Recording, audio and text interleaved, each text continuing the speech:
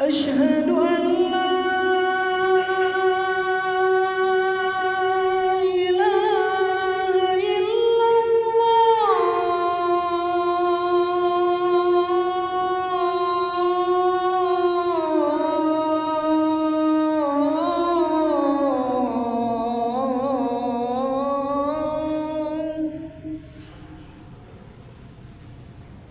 أشهد أن لا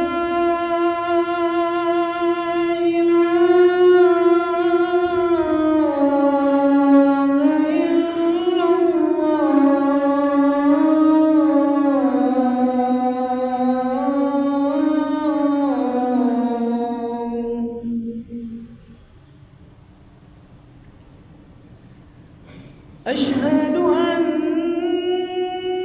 محمدًا رسول الله.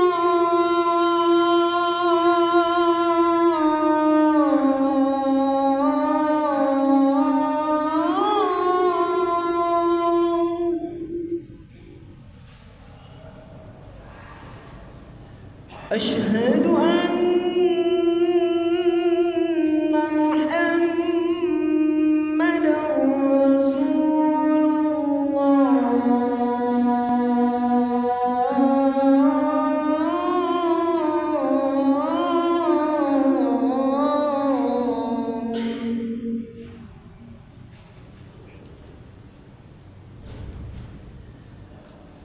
حي على الصلاة.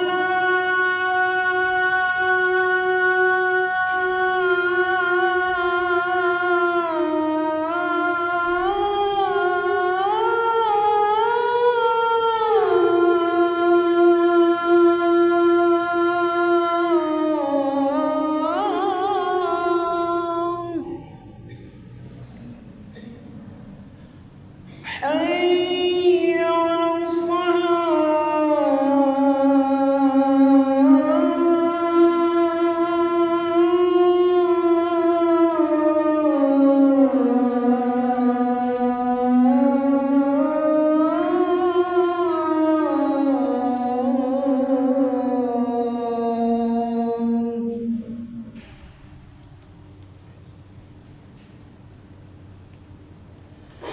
حي على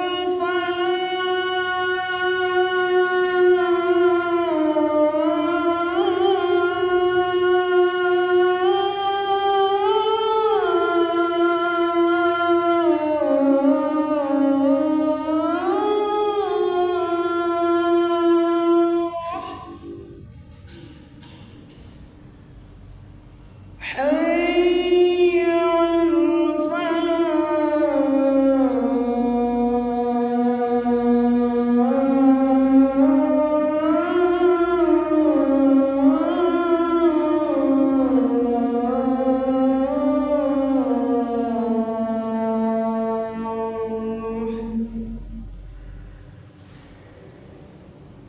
الله أكبر الله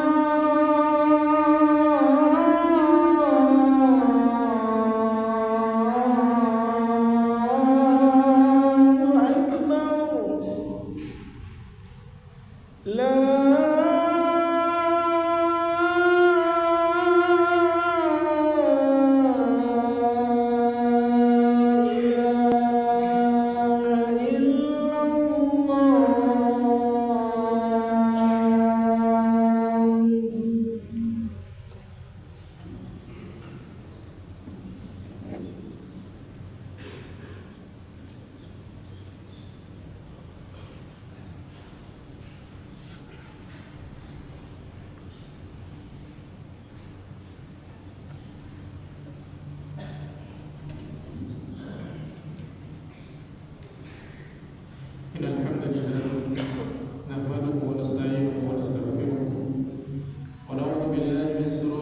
أنفسنا ومن سيئات أعمالنا من يهده الله فلا مضل له ومن يضلل فلا هادي له أشهد أن لا إله إلا الله وحده لا شريك له وأشهد أن محمدا عبده ورسوله لا نبي بعده قال الله تبارك وتعالى في كتابه الكريم يا أيها الذين آمنوا اتقوا الله حق تقاته ولا تموتن إلا وأنتم مسلمون وقال جل في علاه يا أيها الناس اتقوا ربكم الذي خلقكم من نفس واحدة وخلق منها زوجها وبث منهما رجالا كثيرا ونساء واتقوا الله الذي تساءلون به والأرحام إن الله كان عليكم رقيبا وقال أيضا يا أيها الذين آمنوا اتقوا الله وقولوا قولا سديدا يصلح لكم أعمالكم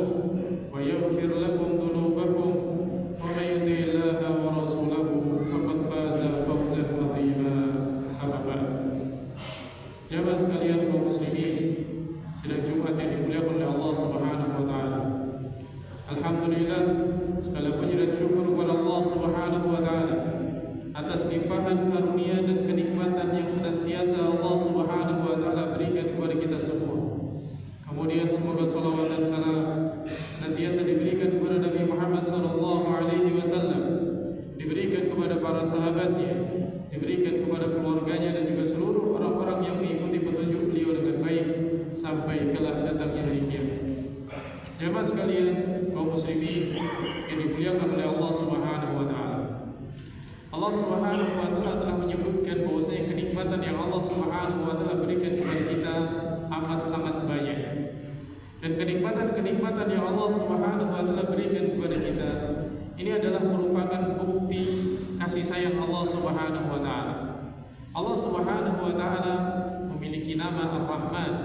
Allah Subhanahu wa taala memiliki nama Ar-Rahim yang maknanya adalah Maha Pengasih lagi Maha Penyayang. Allah Subhanahu wa taala memiliki kasih sayang yang sangat luas diberikan kepada hamba-hambanya yang beriman maupun yang tidak beriman. Allah Subhanahu wa taala berikan karunia. Kemudian Allah Subhanahu wa taala berikan tambahan karunia kepada hamba-hamba yang beriman dengan kebaikan kehidupan di dunia maupun kebaikan kehidupan di akhirat. Jamaah sekalian kaum muslimin yang dimuliakan oleh Allah Subhanahu wa taala.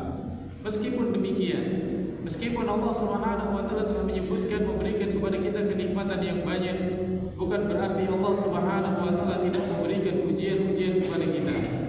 Dan Allah Subhanahu wa taala telah menyebutkan di dalam surat Al-Anbiya ayat yang ke-35, "Walanabluukum bisyarri wal khairi fitnah." Dan sungguh kami akan memberikan ujian kepada kalian dengan syar, keburukan, wal khair, dan kebaikan sebagai ujian bagi kita semua. Di dunia ini semua yang Allah Subhanahu wa taala berikan kepada kita adalah ujian. Kenikmatan-kenikmatan, musibah-musibah, semuanya adalah ujian. Ujian tersebut membedakan orang-orang yang beriman dan orang-orang yang tidak beriman. Ketika dia beriman kepada Allah Subhanahu wa taala, dia mendapatkan ujian, maka dia akan senantiasa kembali kepada Allah Subhanahu wa taala. Apapun ujiannya, kenikmatan, dia akan senantiasa kembali kepada Allah Subhanahu wa taala. Bala, musibah, rasa sakit akan menjadikan dirinya juga senantiasa kembali kepada Allah Subhanahu wa taala. Ibnu Abbas, semoga Allah Subhanahu wa taala merahmati beliau dan meridai beliau, menjelaskan tentang firman Allah Subhanahu wa taala, "Walanabluukum bisyarri wal khairi fitnah." Sungguh kami akan memberikan ujian kepada kalian dengan kebaikan dan juga keburukan. Bukan hanya kebaikan dan keburukan yang dilihat oleh manusia. Allah Subhanahu wa taala juga memberikan ujian kepada manusia dengan Allah menjadikan ini perkara yang halal, ini perkara yang haram. Allah Subhanahu wa taala juga memberikan ujian kepada manusia. Ada yang diberikan kekayaan, ada pula yang diberikan kemiskinan. Ini semua ujian dari Allah Subhanahu wa taala. Dan tidak ada seorang pun hidup di dunia melainkan pasti mendapatkan ujian tersebut. Dan Allah Subhanahu wa taala sekali lagi menunjukkan kasih sayangnya kepada kita, telah memberikan kepada kita petunjuk, telah memberikan kepada kita hidayah bagaimana kita menyelesaikan ujian-ujian tersebut. Secara umum jamaah sekalian yang dimuliakan oleh Allah Subhanahu wa taala, ada 3 kunci utama agar kita bisa menyelesaikan ujian-ujian dari Allah Subhanahu wa taala. Yang pertama adalah memperbanyak bersyukur kepada Allah Subhanahu wa taala. Dan ini adalah tingkatan tertinggi ketika seseorang diberikan ujian dari Allah Subhanahu wa taala. Ketika dia diberikan kebaikan, dia bersyukur. Ketika dia diberikan bala dan musibah, dia pun bersyukur. Kenapa? Karena semua ujian dari Allah Subhanahu wa taala bagi orang yang beriman adalah wasilah untuk meningkatkan derajat dia di sisi Allah Subhanahu wa taala. Ketika dia mendapatkan kenikmatan, dia bersyukur, Allah akan tambahkan kenikmatan tersebut. Sebagaimana yang Allah Subhanahu wa taala telah sebutkan, wa in ta'adzana rabbukum la in syakartum la azidannakum. Kalau kalian bersyukur, maka niscaya aku akan tambahkan kenikmatan bagi kalian. Lalu bagaimana dengan ujian berupa rasa sakit, ujian berupa keburukan? Maka orang beriman, dia bersyukur kepada Allah karena ujian-ujian tersebut sebagai penghapus dosa-dosanya.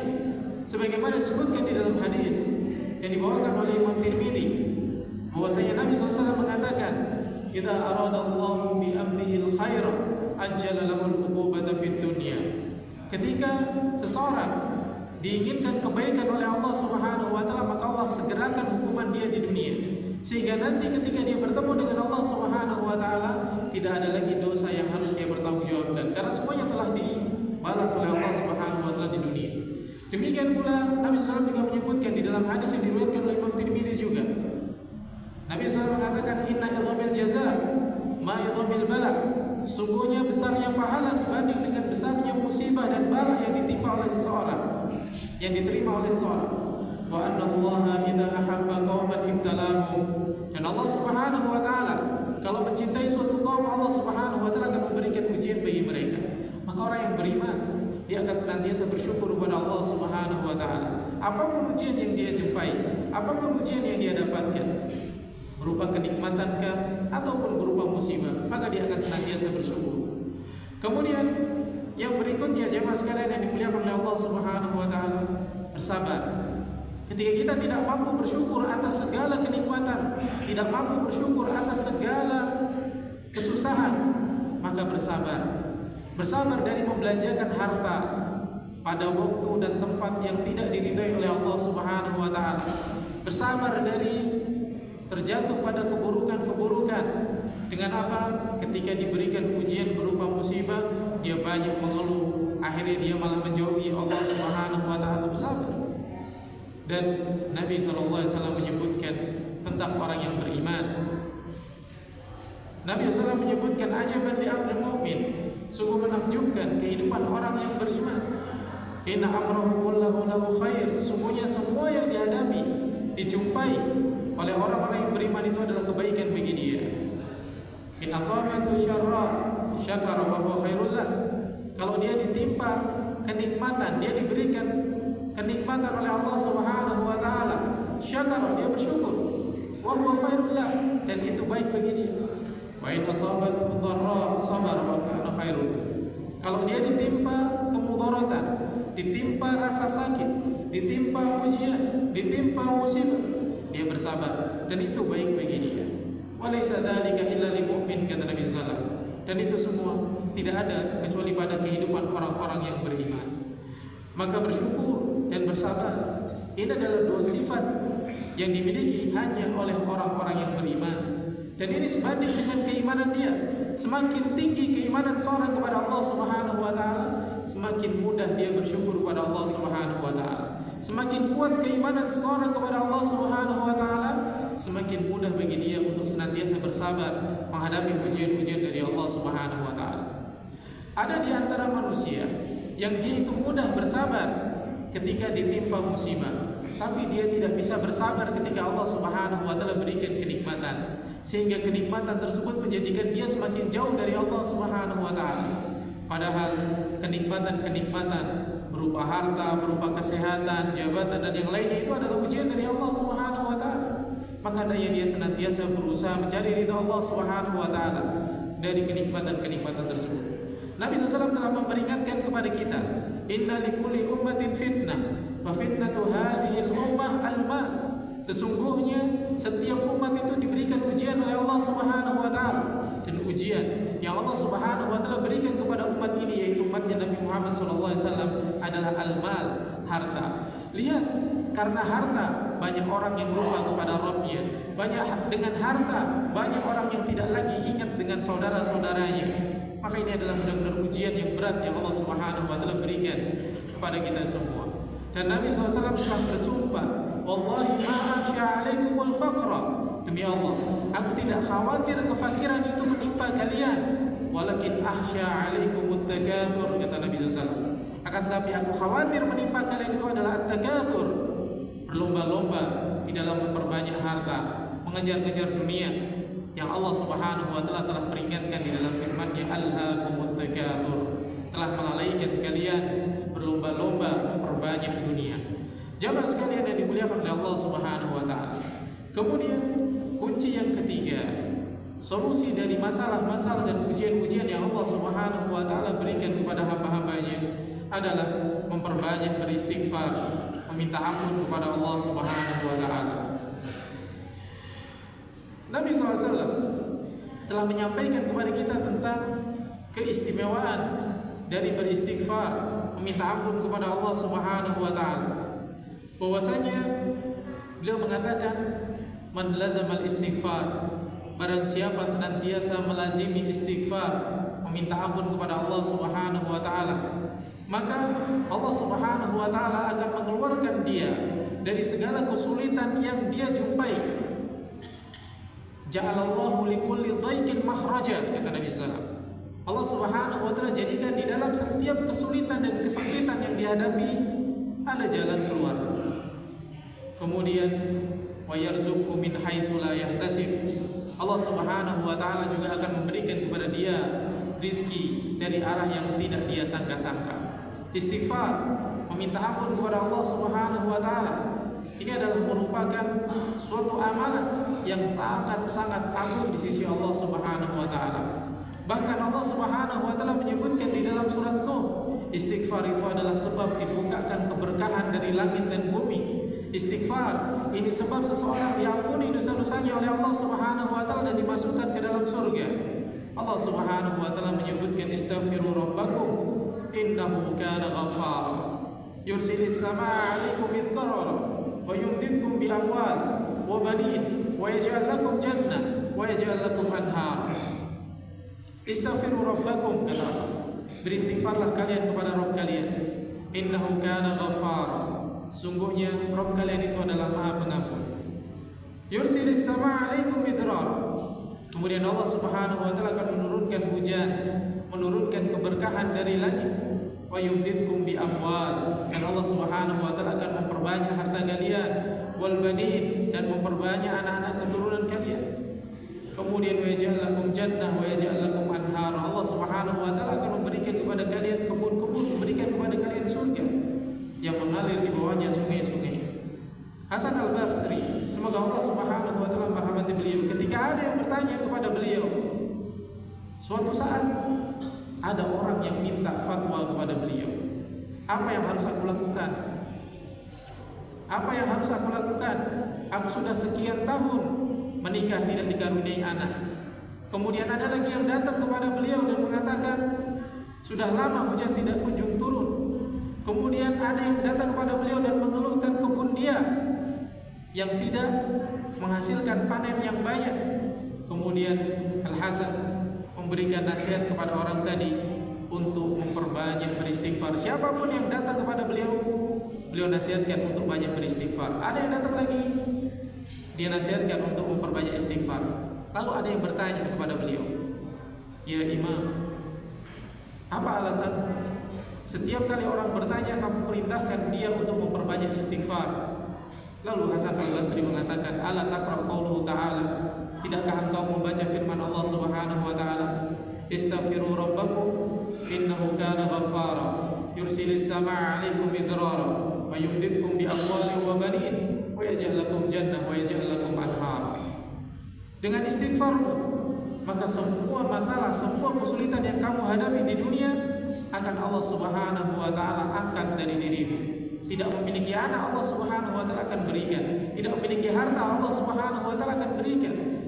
Gagal panen, Allah Subhanahu wa taala akan jadikan berhasil dengan memperbanyak beristighfar, meminta ampun kepada Allah Subhanahu wa taala.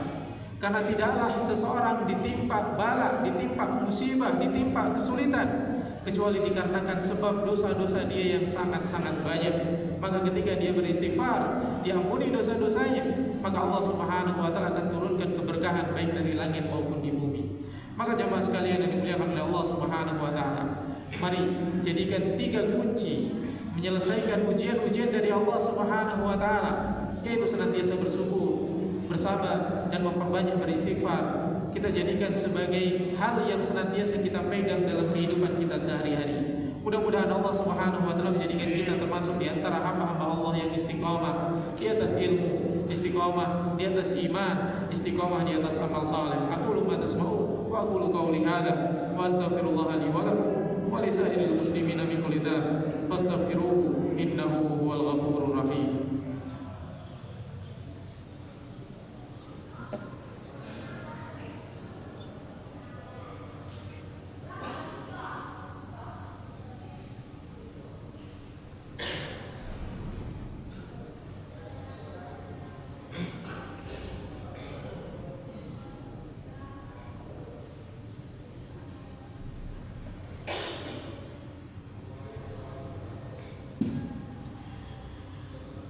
Alhamdulillahirrabbilalamin wa bihi nasta'in wassalatu wassalamu ala asrafil anbiya'i wal mursalin wa ala alihi wa ashabihi wa man tabi'ahum bi ihsanin ila yaumiddin. Amma ba'd. Jemaah sekalian kaum muslimin yang dimuliakan oleh Allah Subhanahu wa taala, perlu kita ingat, kita semua diciptakan oleh Allah Subhanahu wa taala untuk menjadi hambanya Allah Subhanahu wa taala, bukan hamba dari dunia. Kata Nabi SAW, ta'isa abdud dinar, ta'isa abdud dirham. Celakalah hamba-hamba dinar, celakalah hamba-hamba dirham, celakalah seseorang yang menghambakan dirinya kepada dunia. Karena kita diciptakan bukan untuk menghambakan diri kita kepada dunia. Kehidupan kita di dunia bukan hanya untuk mengejar-ngejar harta, kemudian kita mati, bukan, tapi kita untuk mengabdikan diri kita kepada Allah Subhanahu wa taala. Di dalam surat An-Nariyat ayat yang ke-56, Allah Subhanahu wa taala mengatakan, "Wa ma khalaqtul jinna wal insa illa liya'budun." Tidaklah aku menciptakan jin dan manusia kecuali agar beribadah kepadaku, menghambakan diri kepada Allah Subhanahu wa taala. Ini adalah tujuan kita diciptakan oleh Allah Subhanahu wa taala. Maka jangan jadikan tujuan kita di dalam kehidupan ini hanya untuk mengumpulkan dunia dan kita lalai lupa kepada Allah Subhanahu wa taala. Karena tidak ada yang menyelamatkan kita kecuali kedekatan kita dengan Allah Subhanahu wa taala. Tidak ada yang menyelamatkan kita nanti di hari kiamat kecuali amalan-amalan saleh kita kepada Allah Subhanahu wa taala. Dan Allah Subhanahu wa taala telah menyebutkan di dalam surat Al-Mulk dan juga di dalam surat Al-Kahfi, Allah Subhanahu wa taala menciptakan kehidupan dan kematian. Allah Subhanahu wa taala juga menciptakan dunia dengan segala kenikmatan-kenikmatan yang ada di atasnya. Liyabluwakum ayyukum ahsanu amala. Untuk menguji kalian siapa di antara kalian yang paling baik amalnya. Maka jadikan yang terbaik dari apa yang kita lakukan adalah beribadah kepada Allah Subhanahu wa taala, bukan membangun dunia kita. Jadikan yang terbaik yang kita lakukan adalah ketaatan kepada Allah Subhanahu wa taala, bukan ketakutan kepada makhluk. Karena ketaatan kepada Allah Subhanahu wa taala akan meninggikan derajat kita di hadapan Allah Subhanahu wa taala. Sedangkan ketakutan kepada makhluk, kepada manusia, kepada orang-orang, ini akan menjadikan seseorang jauh dari ridhonya Allah Subhanahu wa taala. Sebagaimana dijelaskan oleh para ulama tentang orang-orang yang takut kepada manusia, mencari ridho manusia dengan murkanya Allah Subhanahu wa taala, maka Allah Subhanahu wa taala akan memurkai dia dan menjadikan manusia pun tidak ridho kepadanya. Akan tapi sebaliknya, jika seorang mencari ridha Allah Subhanahu wa taala, meskipun orang-orang di sekeliling dia tidak suka dengan dia, maka Allah Subhanahu wa taala akan meridhoinya dan Allah Subhanahu wa taala pun akan menjadikan orang-orang di sekelilingnya pun ridho kepada dia. Maka jadikan Allah Subhanahu wa taala yang pertama dan yang utama dalam kehidupan kita. Karena tujuan kita diciptakan adalah untuk beribadah kepada Allah Subhanahu wa taala.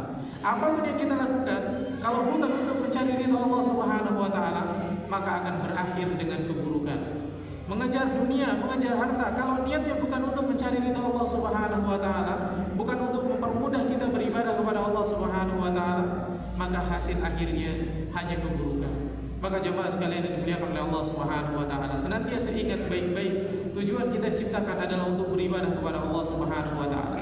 Dunia dan segala kenikmatannya telah Allah Subhanahu wa taala jaminkan untuk kita semua. Allah Subhanahu wa taala telah mengatakan, "Wa ma min dabbatin fil ardi illa 'ala Allahi rizquha." Tidak ada yang berjalan di atas muka bumi ini kecuali rizkinya ada di tangan Allah Subhanahu wa taala. Allah Subhanahu wa taala telah jamin untuk kita.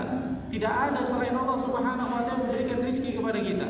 Maka jemaah sekalian yang dimuliakan Allah Subhanahu wa taala, jangan sampai disibukkan mencari dunia yang telah Allah Subhanahu wa taala jamin bagi kita, kemudian melupakan akhirat kita, tempat kembali kita, kehidupan abadi dengan kenikmatan-kenikmatannya yang Allah Subhanahu wa taala persiapkan bagi hamba-hamba yang beriman. Maka jangan sampai kita menjadi orang-orang yang lalai, jangan sampai kita menjadi orang-orang yang tertipu, jangan sampai kita menjadi hamba-hamba dunia yang telah Nabi SAW peringatkan kepada kita. Maka jemaah sekalian yang dimuliakan oleh Allah Subhanahu wa taala, perbanyak berzikir, perbanyak beristighfar, perbanyak mengingat Allah Subhanahu wa taala, terutama pada hari yang mulia ini, agar Allah Subhanahu wa taala mengangkat dan meninggikan derajat kita. Dan di antara hal yang diperintahkan untuk diperbanyak dibaca pada hari yang mulia ini adalah memperbanyak bersalawat sebagaimana yang Allah Subhanahu wa taala perintahkan di dalam firman-Nya, "Innallaha wa malaikatahu yusholluna 'alan nabi, ya ayyuhalladzina amanu shallu 'alaihi wa sallimu taslima." Allahumma shalli 'ala Muhammad wa 'ala ali Muhammad kama shallaita 'ala Ibrahim wa 'ala ali Ibrahim innaka Hamidum Majid. Allahumma ighfir lil mu'minina wal mu'minat al ahya'i minhum wal amwat innahu qaribun mujibud da'wat. Rabbana ighfir lana dhunubana wa kaffir 'anna sayyi'atina wa tawaffana ma'al abrar. Rabbana ighfir lana dhunubana wa israfana fi amrina wa thabbit aqdamana wansurna 'alal qaumil zalimin wansurna 'alal qaumil fasiqin wansurna 'alal qaumil kafirin. Akhiru da'wana alhamdulillahi rabbil alamin. Aqimis shalah.